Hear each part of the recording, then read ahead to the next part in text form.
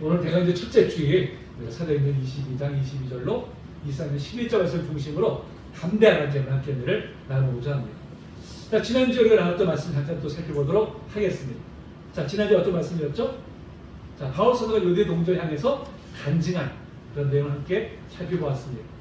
자, 바울은 그 간증에서 자신이 예수님을 만나기 전에 어떤 사람이었는지, 그리고 예수님을 어떻게 만나게 되었는지, 그 다음에 만나고 나면 어떻게 변화되었는지를 이제 간증을 했습니다. 자, 그가 예수를 만나기 전에 어떤 사람이었었어요? 하나님을 대적하는 자였었죠. 그런데 예수님께서는 그를 긍휼히 여기셔서 그를 찾아와서 만나 주십니다. 그를 변화시켜 주시죠. 이제 어떻게 됐습니까? 이제는 예수 그리스도의 복음을 전하는 자로 이제 그 인생이 변화된 것이죠. 자, 우리 바울을 보면서 정말 주님께서 들어쓰시지 못할 사람이 없구나. 그걸 우리가 깨닫게 되죠. 우리가 이제 알게 됩니다. 또 주님 손에 붙들림 받았을 때 얼마나 놀라운 인생을 변화되는지 그것을 우리가 이제 보게 됩니다. 우리도 예수 만나기 전 어떤 사람들이었었어요? 갈 바를 알지 못했던 인생들이었었습니다. 멸망을 치닫던 인생들이었었어요. 그랬던 우리들을 내가 예수님을 찾아 만난 것이 아니라 예수님이 우리를 찾아 만나주셨죠. 그래서 우리는 변화되었습니다. 거듭났죠? 이제는 변화되어서 어떻게 했어요? 분명한 목적 있는 인생으로 우리가 바뀌었죠. 멸망을 치닫던 인생이 이제는 하나님 안에 있는 영생을 소유한 그런 생명, 인생으로 우리가 바뀌었습니다. 이 모든 것이 바로 우리 향하신 주님의 놀라운 은혜이신 줄로 믿습니다. 아멘. 자, 이렇게 우리를 사망에서 생명으로 불러주신 주님께서 이제 우리 각자에게 무엇을 주셨죠? 사명을 주셨죠. 사명. 그 사명이 무엇입니까? 바로 우리 삶에서 주님이 주인 계심을 드러내므로 하나님 나라를 이루는 일입니다. 이게 우리 각자에게 주신 바로 사명인 것이죠. 자, 주님이 주인 계심을 드러내는 것은 무엇보다도 거룩한 삶을 지향하는 것이죠. 오늘 나의 삶의 주인으로 주님을 모셔드리는 것입니다. 이를 통해서 하나님 나라를 이루는 일에 기여하는 저 여러분 되시기를 주님의 이름으로 축복합니다. 자, 이렇게 바울 사도가 동족을 향해서 참 정말 진실된 간증을 했잖아요. 간절한 마음으로 내가 만난 예수님을 너희들도 만났으면 좋겠다, 이런 마음을 간증했습니다. 그렇다면 이 진실된 간증을 들은 유대인들은 자, 어떻게 반응했을까요? 그들은 깊은 감동을 받았을까요? 아니죠. 어떻게 했습니까? 자, 22절 23절입니다. 시작. 말은 끝까지 그들이 듣다가 소리질러 이르되 이라는 세상에서 없애버리자, 살려줄 자가 아니라 떠들며 옷을 벗어던지고 티끌을 공중에 날립니다. 그들은 정말 이 진솔한 간증을 들었음에도 전혀 감동함이 없었어요. 도리어 어떻게 했어요? 더욱더 성을 내면서 바울을 대적하고 나섰습니다. 사실 바울의 간증에 귀 기울이던 유대인들이 갑자기 태도를 돌변한 것이죠. 그를 죽이라고 이제 달리던 것이죠. 자, 그렇다면 왜 그들이 이토록 바울에 격분한 것일까요? 무엇 때문에? 바로 바울이 한 간증의 내용이 자신들의 견해와 달랐기 때문이죠. 특히 그 중에서도 자, 하나님께서 바울을 이방인에게로 보냈다는 말, 그 말을 듣고서 더욱 그리한 것입니다. 그러니까 당시의 유대인들이 이방인에 대해서 갖는 시각은 결코 온전하지 않았습니다. 그들이 이방인들 어떻게 했어요? 저들은 멸망과에 마땅한 존재들이다. 그냥 지옥의 불쏘시개나 쓰여질 그런 존재들이다. 그렇게 여겼어요. 마치 등이 들에서 생활하는 들깨나 다를 바 없는 그런 존재들이다. 이렇게 여겼었습니다. 그런데 그러한 이방인들을 구원의 대상으로 삼고 복음을 전한다고 하니까 이 격분을 한 것이죠. 유대인들은 철저하게 선민 사상에 젖어 있었어요. 자신들만이 특별히 선택된 민족이다. 자신들만이 구원받은 민족이다. 그렇게 그들은 이제 젖어 있었죠. 그런데 바울이 하나님께서 이방인을 구원하기 위해서 그 종을 보내신다고 하니까 분노한 것이죠. 자, 그렇다면 과연 하나님께서는 유대인만 특별히 선택하셨을까요? 그럴까요? 자, 하나님께서는 아브라함을 부르셨을 때 그에게 하신 말씀이 있죠. 자, 읽어볼까요? 시작. 너를 축복하는 자에게는 내가 복을 내리고 너를 저주하는 자에게는 내가 저주하리니 땅의 모든 족속이 너로 말미암아 복을 얻을 것이라 하신지라. 아멘. 자, 하나님께서 아브라함을 부르신 목적이 뭐예요? 모든 만민에게 복을 주시기 위함이었죠. 결코 이스라엘에게만 복을 주시기 위함이 아니었습니다. 자, 그 이사야 선지자도 하나님의 성전을 만민의 기도한 집이라고 말했어요. 또 읽어볼까요? 자, 시작. 내가 곧 그들을 나의 성상으로 인도하여 그들의 문제와 나의 재단에서 기꺼이 받게 되리니 이는 내 집은 만민이 기도하는 집이라 일컬음이 될 것입니다. 그렇죠? 이사야 선지자도 분명히 뭐예요? 하나님의 성전이 유대인만의 성전이 아니라 만민이 모든 민족이 와서 하나님 앞에 예배드릴 그런 곳임을 분명히 말했죠. 자, 주님께서도 공생의 기간 중에 유대인에게만 복음을 전하는 것이 아니잖아요. 사마리아에 가서도 복음을 전하시고 그들을 치유하셨습니다. 또 두로와 같은 그런 이방인 지역까지 가서도 복음을 전하시고 그들을 치유해 주셨습니다. 자, 이를 볼 때 하나님의 뜻은 결코 유대인만이 아니라 바로 모든 민족을 구원하시기 위한 이게 하나님의 뜻이죠. 그 분명합니다. 그러면서 유대인들은 이런 하나님의 뜻을 왜곡한 채 자신들만이 선민이라고 이제 주장했던 것이죠. 자, 이를 볼 때, 자, 그들은 하나님을 정말 잘 믿는다고 자부했어요. 이 세상에 우리만큼 하나님을 잘 믿는 사람이 어디 있느냐? 라고 여겼었습니다. 근데 사실은 뭐예요? 자신들이 믿고자 하는 하나님을 만들어 놓고 믿은 것이지, 참 하나님을 믿은 것이 아니라는 것입니다. 하나님의 말씀도 취사 선택해가지고 자신들이 원하는 것만 받아들였어요. 아니면 왜곡시킵니다. 여러분 이걸 보면요 정말 섬뜩한 마음이 들어요. 왜 섬뜩한 마음이 들까요? 무엇 때문에? 비단 유대인만이 아니라 우리도 자신이 믿고 싶은 하나님을 만들어 놓고 믿고 있는 것은 아니까, 그러면서도 하나님을 잘 믿는다고 착각하고 있는 것은 아니까 이런 생각에서입니다. 사실 표면적으로는 신앙생활을 정말 잘한다고 인정되는 분들 중에서도 종종 하나님 믿는 것이 아니라 하나님 우상을 만들어 놓고 섬기는 분들이 있습니다. 그러면서 우리는 어떻게 해야 돼요? 종종 자신의 믿음이 정말 참 믿음인지를 검증해 봐야 됩니다. 자, 골로새 10장 5절이죠. 자, 시작. 너희는 믿음 안에 있는가? 너희 자신을 시험하고 너희 자신을 확증하라. 예수 그리스도께서 너희 안에 계신 줄을 너희가 스스로 알지 못하느냐? 그렇지 않은 너희는 버림받은 자니라. 아멘. 자, 너희가 믿음 안에 있는지 너희 자신을 확증하라는 거예요. 그렇지 않으면 훗날 우리가 주님 갔을 때 내가 너를 도무지 알지 못한다, 이런 충격적인 말씀을 들을지도 모릅니다. 여러분, 그렇게 된다면 그보다 더 두려운 일이 어디 있겠어요? 나는 저 하나님을 잘 믿었다고 했는데, 열심히 다닌다고 했는데, 죄를 섰는데, 야, 내가 언제 너를 봤나? 이렇게 말씀하신다면 그때는 돌이킬 수도 없잖아. 다시 할 수도 없잖아. 그렇다면 내가 참 믿음 안에 거하는지 어떻게 확정할 수 있을까요? 어떻게? 자, 주님이 나의 삶의 목적이 되시는지, 아니면 주님을 내 목적을 이루는 수단으로 여기는지, 이거로 우리의 믿음이 참된지 거짓인지를 판명이 됩니다. 어떤 것이 참 믿음일까요? 전자이죠. 주님이 내 삶의 목적이 될 때 그것이 바로 참 믿음입니다. 주님을 그저 내 삶의 목적을 이루기 위한 수단으로 여긴다면 그건 진정한 믿음이 아닌 것이죠. 자, 우리 성도인들은 전자에 해당되십니까? 후자에 해당되십니까? 전자죠? 아멘. 주님을 나의 삶의 주인으로 모셔드리는 것이 참된 믿음인 줄 믿습니다. 자, 이렇게 바울이 하나님의 말씀을 증거하면서 자신들이 생각하는 바와 맞지 않다고 여긴 유대인들이 크게 격분했죠. 그는 없어버려야 된다고 막 소란을 피웁니다. 이미 그들의 내면에는 자신들의 생각으로 가득 차 있었기 때문에 진리가 들어갈 틈이 없었어요. 그러니까 자신들의 기준에 맞는 말이면 받아들이지만 자신의 기준이 맞지 않고 판단되면 어떻게 돼요? 단호히 거절하는 것이죠. 아무리 진리의 말씀이요 생명의 말씀으로 전할지라도 자신의 기준이 맞지 않으면 아예 받아들일 생각조차 하지 않는 아주 극한 완악한 모습을 이제 보인 것입니다. 여러분, 이런 모습은 유대인들만 있는 것이 아니라 우리에게도 충분히 있을 수 있어요. 우리에게. 우리도 누군가의 말을 귀 기울여 듣는다고 하면서도 사실은 자신의 기준을 딱 세워놓고 거기에 부합되는지로 판단을 합니다. 그래서 자신의 생각과 가치관이 모든 것의 기준이 되어 있는 거예요.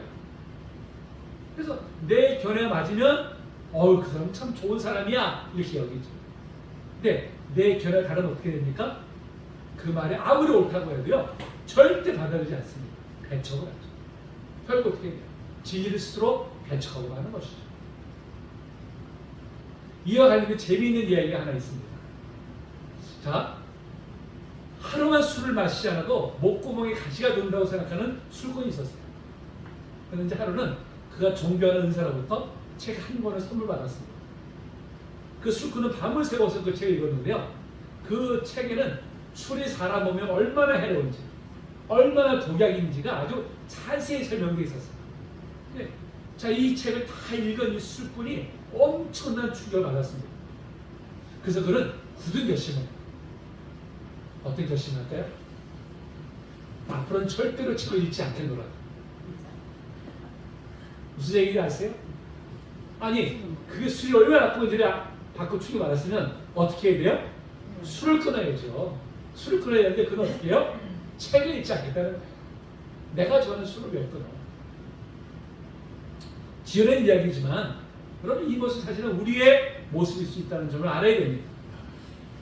여러분 사람들에게 생명의 복음을 전하면 사람들이 의당 받아들여야 한다고 맞다고 생각하지만 그들도 이미 가지고 있는 관념을 기준으로 판단하는 것이 하기 때문에 그래서 복을 받은 사람이 적은 거예요.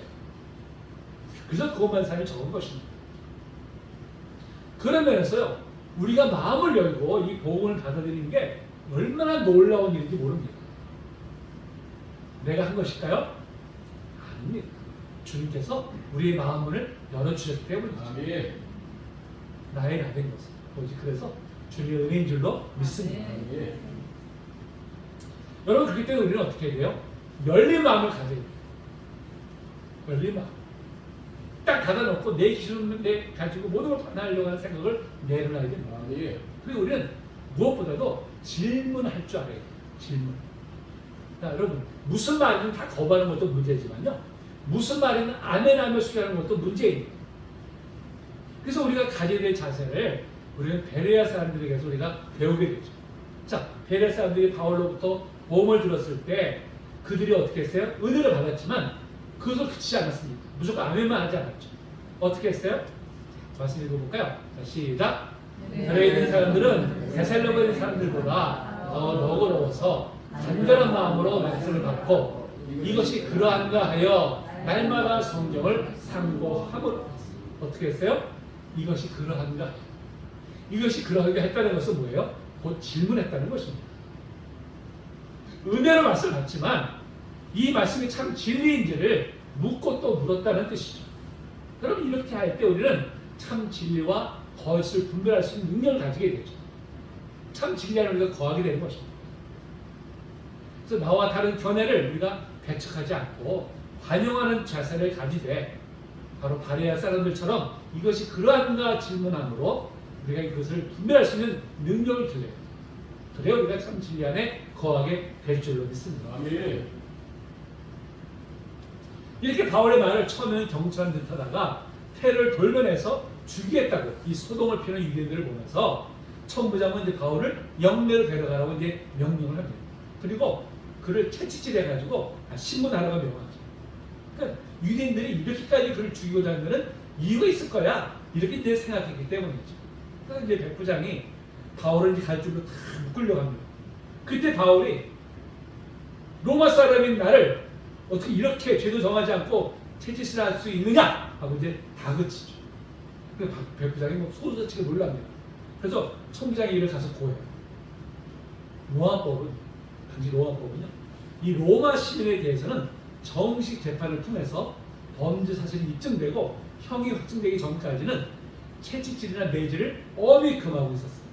근데 바울이 로마 시민이라고 하니까 이 책임이 자기들에게 돌려질까 두려웠던 것입니다. 천부장도 마찬가지입니다. 자칫 자신이 묵직당할 수 있기 때문에 놀라서 달려와요. 그래서 바울에게 물어보죠. 네가 정말 로마 시민이야? 묻습니다.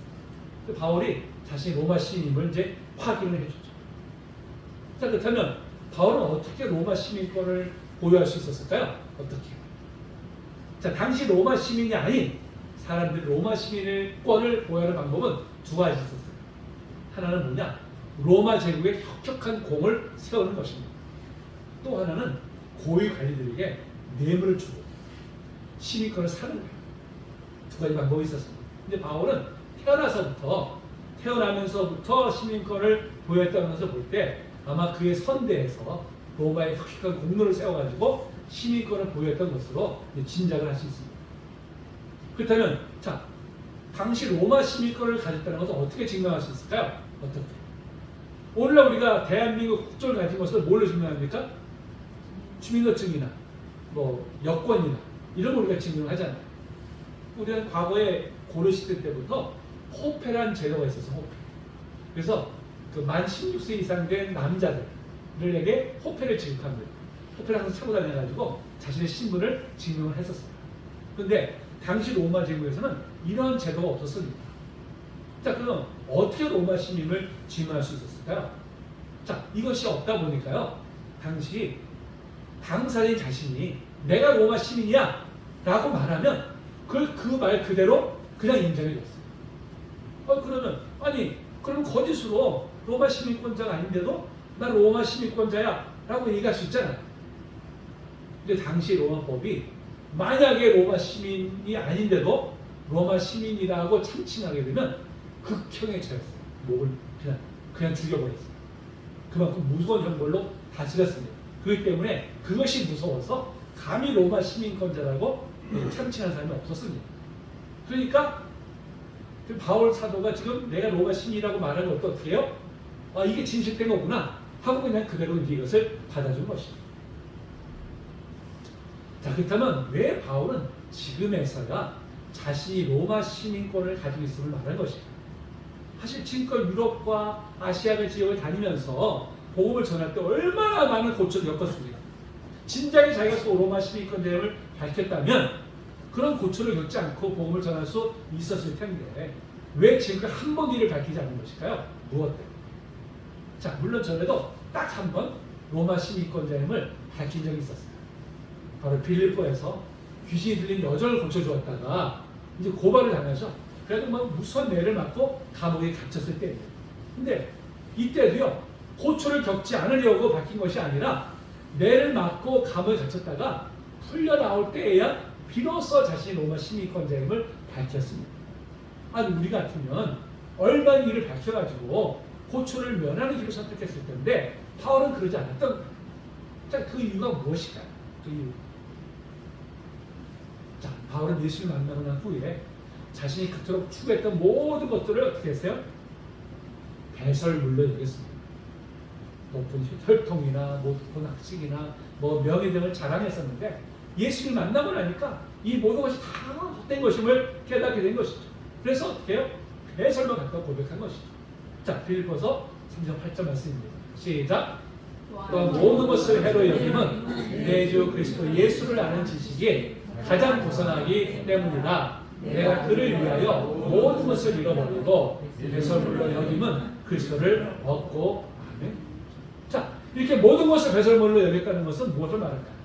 이제 더 이상 그런 것들을 삶의 목적으로 삼지 않겠다는 것이죠. 전에는 그런 것들이 삶의 목적이었었어요. 근데 이제는 예수를 만나고 난 후에 다 부질없고 헛된 것임을 깨닫게 되니까 이제 오직 예수님만을 내 삶의 목적으로 삼겠습니다. 바로 이제 그런 의지의 표현인 것이죠. 근데 그가 모든 것을 배설물로 여겼다고 할 때 그때 로마 시민권도 사실 그 안에 포함되어 있었어요. 근데 당시 로마 시민이 아닌 사람들에게 있어서 로마 시민권은 선망의 대상이었습니다. 당시 세계를 제패하고 있는 이 로마의 시민권을 가지고 있다는 것 자체가 가문의 영광이었던 것이죠. 그래서 너도 나도 그냥 심지어 큰 돈을 주고서라도 그 시민권을 살려고 했던 것입니다. 과거에 우리가 어릴 때 살 때 미국 시민권을 가진 사람들 그렇게 부러워했었잖아요. 지금은 별로 그런 사람 없더라고요. 우리도 살만큼 사니까. 자, 근데 바울은 모든 사람의 선망의 대상이었던 이 로마 시민권으로서 어떻게 해요? 배설물로 여겼어요. 왜? 그보다 비교도 안 되게 귀중한 하나의 나라의 시민권을 소유하고 있기 때문입니다. 그래서 지금 그 복음을 전하면서도 로마 시민권을 사용하게 되는 생각조차 하지 않는 거예요. 그런데 왜 지금은 자신이 로마 시민권임을 밝힌 것일까요? 무엇 때문에? 여러분, 로마의 채찍질이요, 온갖 처음에 고통을 준 일종의 고문입니다. 이 채찍 끝에 쇠붙이를 달아요. 쇠붙이. 달아가지고 치니까 채찍을 맞는 사람들 살점이 패이고 막 툭툭 떨어져 나갑니다. 심지어 채찍을 맞다가 생명을 잃을 수도 있어요. 그래서 우리가 그 과거에 그 패션 오브 크라이스트라는 영화 있었죠. 거기서 그 영화를 통해서 예수님께서 로마 군병들에 의해서 채찍질 당하시는 장면을 본 바 있습니다. 차마 눈뜨고를 못 볼 정도의 너무나 참혹한 장면이었죠. 근데 바울이 지금 나이가 60에 이제 달한 나이입니다. 지금 60은 아무것도 아니지만 그 당시 60이면 거의 인생의 끝자락에 와 있는 나이였어요. 노쇠했죠. 자칫 채찍질 당하다가 로마에 가지도 못한 채 생명을 잃을 수 있죠. 그렇게 되면 로마에 가서 복음을 전해야 되는 자신의 마지막 사명을 감당하지 못할 수도 있겠구나 라고 생각한 것이죠. 그래서 얼른 자신이 로마 시민권 되임을 밝힌 것입니다. 자, 이렇게 바울이 로마 시민권을 배설물처럼 여기니까요, 하나님께서는 그 시민권을 바울이 위험에서 벗어나서 복음을 계속해서 전함으로 생명을 살리는 도구로 승화를 시켜주셨습니다. 복음 안에서는 로마 시민권도 바로 생명을 살리는 도구가 될 수 있었던 것입니다. 자, 그러면서 보면 하나님은 모든 것을 합력해서 선을 이루시는 분이시죠. 이 땅에서 부나 높은 학식이나 명예나 권력도요, 그 자체가 삶의 목적이 되지 않는 사람에게는 바로 하나님 나라를 이루는 일에 쓰임받는 도구가 되게 하십니다. 그러면서 우리는 나의 영광이 아니라, 내 유익이 아니라 주님의 영광을 위해서, 하나님 나라를 위해서 우리는 어떻게 해야 돼요? 돈도 많이 벌어야 돼요. 지식도 많이 쌓아야 되고요. 힘도 가져야 되고요. 인간관계도 많이 맺어야 돼요. 이를 통해서 하나님 나라를 이루는 일에 우리가 힘을 써야 하는 것이죠. 그러나 문제는 무엇일까요? 처음에 하나님의 영광을 위해 살던 사람들이 그러한 것들이 주는 그 쾌락에 취해가지고 그것 자체를 삶의 목적으로 삼는 삶으로 변질된 위험이 항상 도사리고 있다는 점이죠. 그렇기 때문에 그런 것들을 소유하면 할수록 어떻게 돼요? 더욱더 자신을 경계해야 하는 것입니다. 깨어있어야 하는 것이죠. 그렇지 않으면 차라리 그것이 얻는 바보다 오히려 나은 것이죠. 자, 이렇게 바울이 로마 시민권자에 알게 된 천부장은 과연 그의 죄가 무엇이기에 유대인들이 그를 죽이지 못해서 안달일까, 이제 이런 생각에 사내들인 공회를 소집을 합니다. 30절 말씀이죠. 여기서 이 온 공회가 바로 사내들인 공의예요. 당시 유대는 로마의 통치를 받고 있었습니다. 근데 로마는 유대인들에게 일정 정도의 자치권을 부여하고 있었어요. 그래서 이 사내들인 공의회가 바로 유대인들의 자치 기구였던 것이죠. 이 공의회는 그 당시에 71명의 의원으로 구성되어 있었는데 대제사장이 당연직 의장이었습니다. 이 공의회에서 유대인에 대한 재판을 하고 사형을 언도할 수 있었어요. 하지만 집행은 로마 총독에 있었습니다. 집행권. 자, 이렇게 천부장이 소집한 사내들인 공회에 탁 선 바울이 이렇게 입을 떼죠. 1절에 뭐라고 합니까? 바울이 공회를 주목하여 이르되 여러분 형제들아, 오늘까지 나는 범사의 양심을 따라 하나님을 섬겼노라 말하고 있죠. 자, 바울은 사내들인 공회에 섰지만 결코 주눅들거나 의기소침하지 않았습니다. 사실 당시 사내들인 공회는 유대인들 중에서요, 최고의 지도자들이 모인 모임이에요. 심지어 재판권까지 갖고 있었기 때문에 그 높은 권위에 자칫 눌릴 수도 있었을 것입니다. 근데 바울은 아주 당당하게 한 사람 한 사람 주목하여 보다가 그들 모두를 향해서 뭐라고 불러요? 형제들아 라고 부릅니다. 자신의 적대적인 자세를 견지하는 그들을 증오하지 않고요, 형제들이라고 불러줬어요. 왜? 그들도 구원받을 대상이기 때문에. 또 아울러 하나 앞에서는 신분에 상관없이 모두가 다 동등된 존재임을 표방하는 것이죠. 그러면서 당당하게 자신의 모든 일에 어떻게 해요? 양심을 따라 하나님을 섬겼다고 그렇게 이제 외칩니다. 자, 우리말로 표현하면 뭐예요? 하늘을 우러러 한 점 부끄러움이 없다 라고 이제 이렇게 말하는 것이죠. 여러분, 우리도 정말 이렇게 고백하게 되길 소망합니다. 어느 누가 얘기했지? 나는 지금껏 내 양심에 한 점 부끄러움 없이 하나님을 믿었다고 고백할 수 있다면 그야말로 하나님 안에서 가장 성공한 인생이 아니겠습니까? 사실 바울도 과거의 그의 행적을 보면 이렇게 고백할 수 있는 사람이 아니었잖아요. 근데 그가 다미스 도상에서 예수를 만난 이후에는 한 점 부끄러움 없이 하나님을 섬겨왔습니다.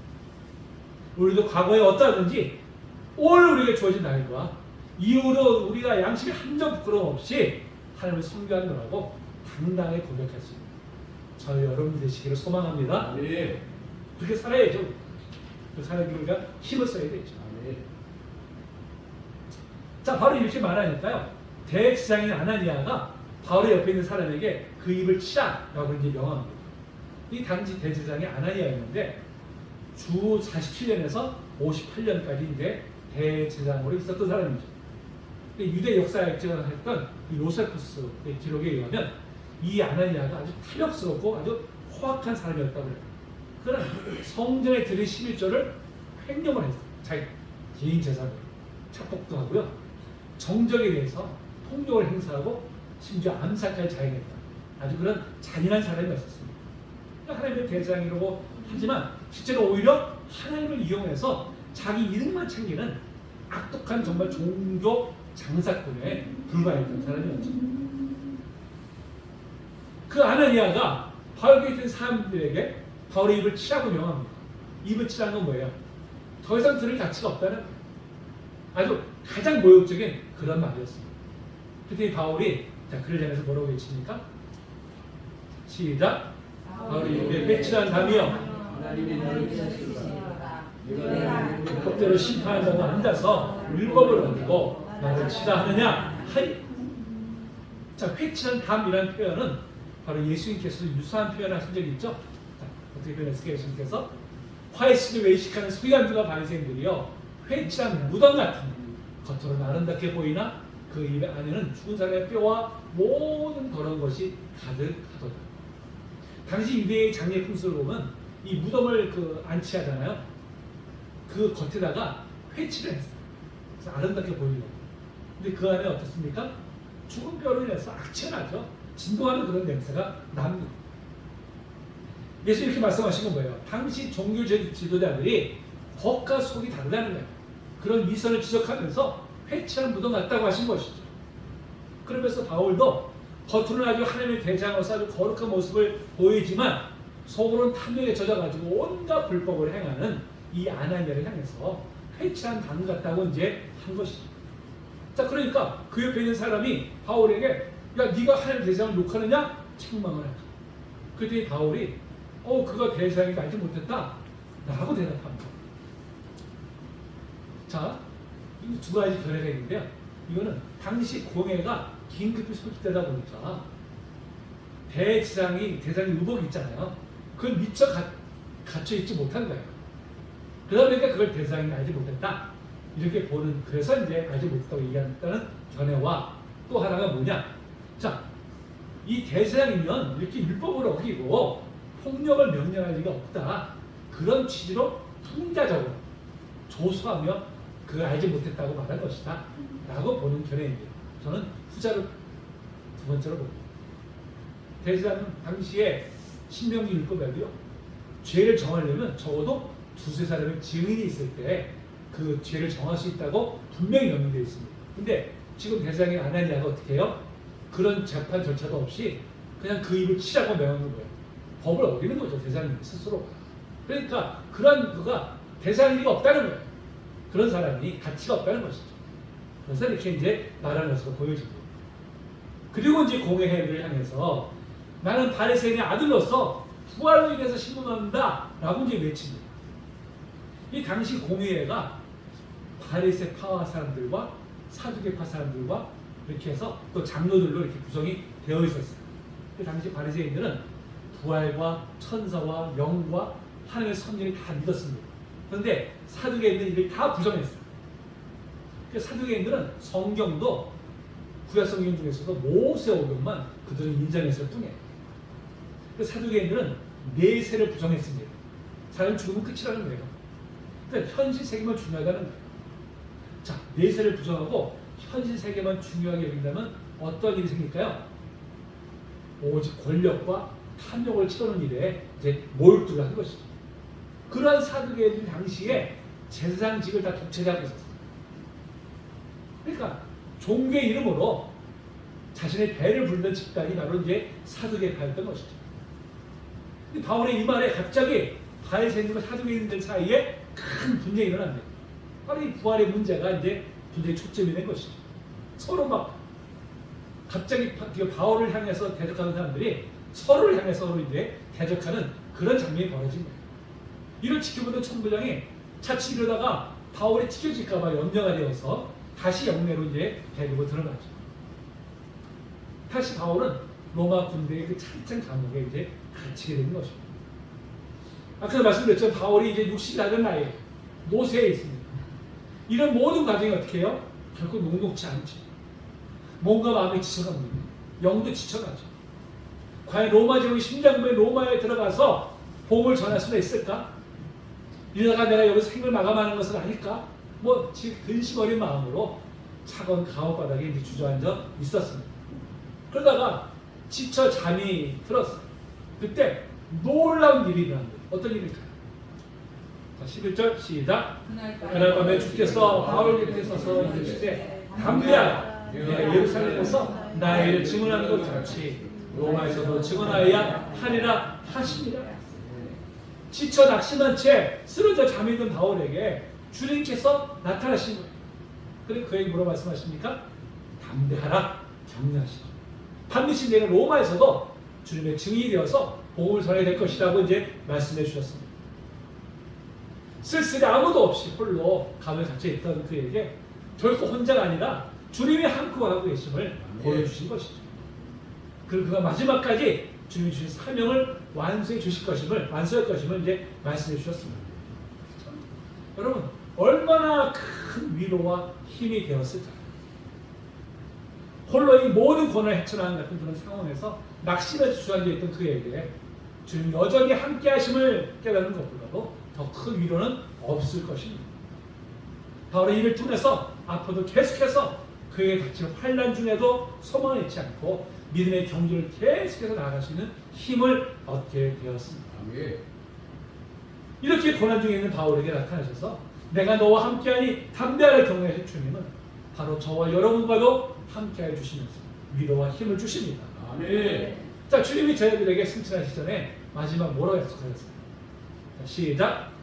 내가 너에게 분부한 모든 것을 가르쳐 지키게 하라. 볼지어다 내가 세상 끝날까지 너희와 항상 함께 있으리라 하시니라. 아멘.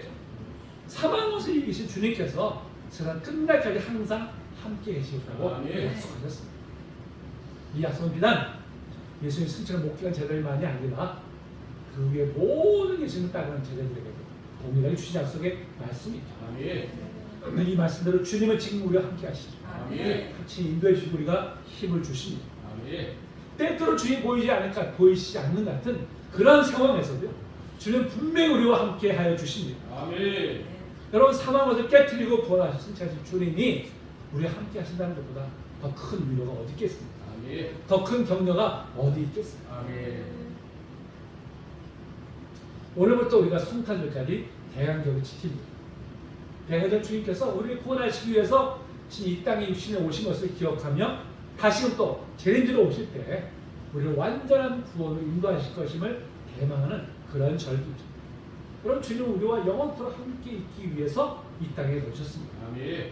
지금도 우리 눈에 보이지 않는 것 같아도 우리와 늘 함께 하여 주시죠. 아멘. 온 만물의 주가 되신 주님이 우리와 함께 하시는데 여러분, 무엇이 두렵겠습니까? 무엇이 우리 앞길을 가로막겠습니까? 아멘. 혹여나 낙심되는 일이 있으신가요? 두려운 일이 있으십니까? 눈을 들어 우리와 함께 하시는 주님을, 임마누엘 하나님을 바라보시기 바랍니다. 아멘. 힘을 내서 앞으로 달려나가는 아멘. 우리 모두가 되시길 주님의 축복 아멘. 우리 담대하게 찬양하시죠.